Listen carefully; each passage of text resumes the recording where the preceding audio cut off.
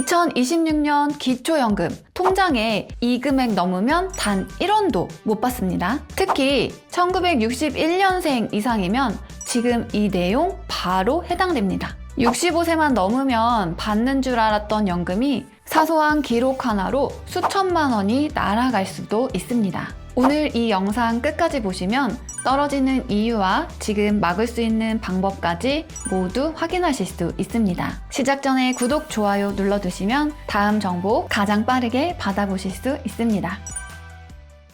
자, 그럼 대체 나라에서는 어떤 기준으로 탈락시키는 걸까요? 나는 분명 지금 수중에 돈이 없는데 왜 나라에서는 나를 기초연금 안 줘도 되는 부자로 볼까요? 이유는 딱 하나입니다. 나라가 보는 월급은 여러분이 실제로 버는 돈이 아닙니다. 여러분이 가진 집, 자동차, 통장에 있는 돈까지 전부 월급으로 환산해서 계산합니다. 이걸 어려운 말로 소득 인정액, 우리는 쉽게 가짜 월급이라고 부를게요. 그래서 내 통장에 찍히는 진짜 월급은 0원이어도 서류상으로는 매달 수백만 원을 버는 부자로 보일 수 있는 겁니다. 가장 억울한 경우가 바로 이건데요. 특히 1961년생 신규 신청자분들이 가장 많이 겪는 일인데요. 자녀 결혼시키면서 전세보증금 잠깐 내 통장으로 받았다가 바로 보내준 적 있으신가요? 내 돈도 아닌데 나라는 이걸 재산이나 증여로 봅니다. 그 기록 하나 때문에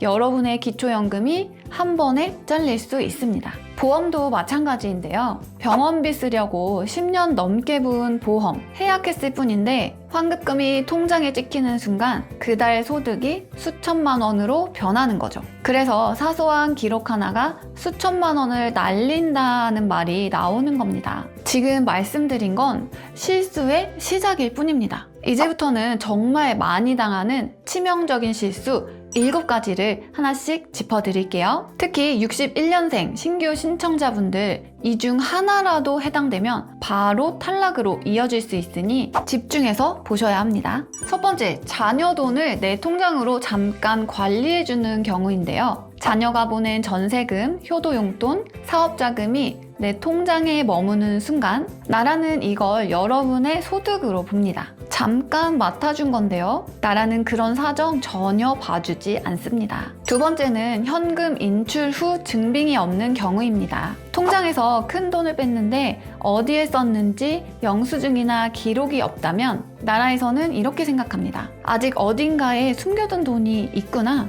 그래서 재산에서 빼주지 않고 그대로 여러분의 돈으로 계산합니다. 세 번째는 통장 명의를 빌려주는 것인데요. 자녀 사업이나 대출 때문에 이름만 빌려줬는데 그 안에서 큰 돈이 오가면 여러분은 서류상 자산가가 됩니다. 이 기록 하나로 기초연금은 영영 멀어질 수 있습니다. 여기까지가 가장 많이 탈락하는 구간입니다. 나뿐만 아니라 배우자나 친구들도 정말 많이 당하는 실수니까 지금 이 영상 주변에 꼭 공유해서 알려주세요. 네 번째는 보험 해약 환급금인데요. 병원비나 급한 일 때문에 보험을 깼을 뿐인데 그 돈이 통장에 찍히는 순간 그달 소득이 갑자기 폭증합니다. 특히 신청 직전의 해약이 가장 위험합니다. 다섯 번째는 무료 임차 소득입니다. 자녀 명의의 고가 주택에 월세 없이 살고 계신가요? 나라에서는 그만큼의 월세를 자녀에게 받고 있는 것과 같다고 계산해서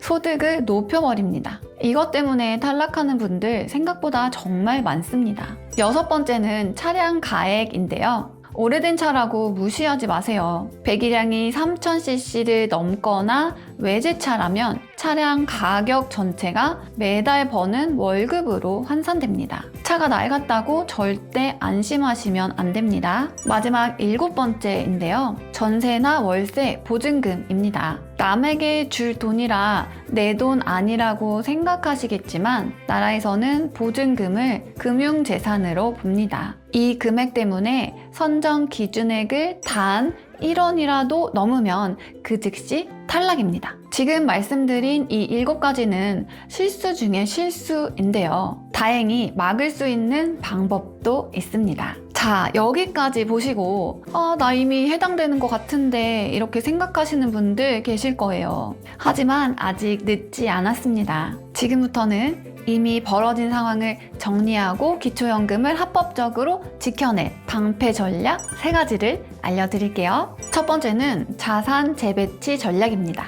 통장에 가만히 묶여 있어서 연금만 깎아먹는 돈이 있다면 그 돈의 성격을 바꾸는 것이 핵심입니다. 미뤄왔던 건강검진이나 수술 또는 꼭 필요했던 집수리에 쓰셔도 됩니다. 중요한 건 딱 하나예요. 영수증을 반드시 남기는 것. 내 돈이 정당한 생활비로 쓰였다는 게 증명되면 나라에서는 그만큼 재산 점수를 낮춰줍니다. 이건 편법도 불법도 아닙니다. 합법적으로 연금을 살리는 방법입니다. 두 번째는 기록으로 이기는 전략입니다. 나라의 컴퓨터는 여러분을 오직 숫자로만 판단합니다. 하지만 여러분은 영수증과 서류로 그 숫자를 뒤집을 수 있어요. 큰 돈을 인출했다면 차용증, 카드 영수증, 병원비 내역이라도 무조건 챙기셔야 합니다. 서류 한 장이 있느냐 없느냐에 따라 매달 40만 원을 받느냐 아니면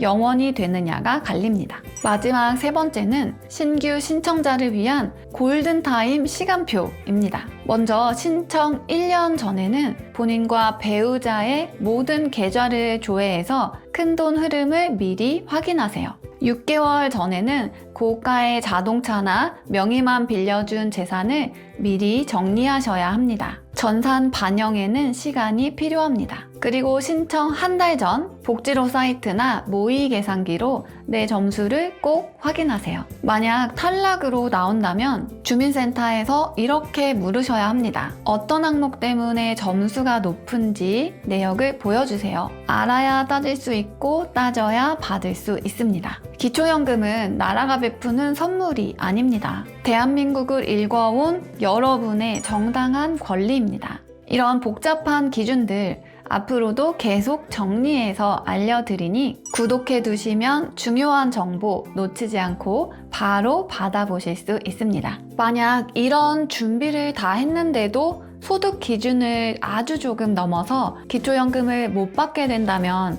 어떻게 해야 할까요? 실망하고 포기하실 필요 없습니다. 기초연금 외에도 꼭 챙겨봐야 할 현실적인 선택지가 아직 2가지 더 남아 있거든요. 첫 번째는 주택연금입니다. 집은 한 채 있는데 생활비가 부족하신 분들, 이 제도는 꼭 한번 따져보셔야 합니다. 내가 살던 집에서 계속 거주하면서 국가로부터 매달 연금처럼 돈을 받는 제도입니다. 가장 중요한 점은 이건데요. 평생 받은 연금이 집값을 넘어가도 국가가 책임진다는 것. 반대로 집값이 남으면 자녀에게 상속됩니다. 자식에게 빚을 남길 걱정은 전혀 없습니다. 두 번째는 노인 일자리입니다. 2026년에는 어르신 일자리가 대폭 늘어납니다. 힘든 일이 아닙니다. 동네 돌봄, 학교 주변 활동 같은 가벼운 일로도 월 30만 원에서 많게는 70만 원까지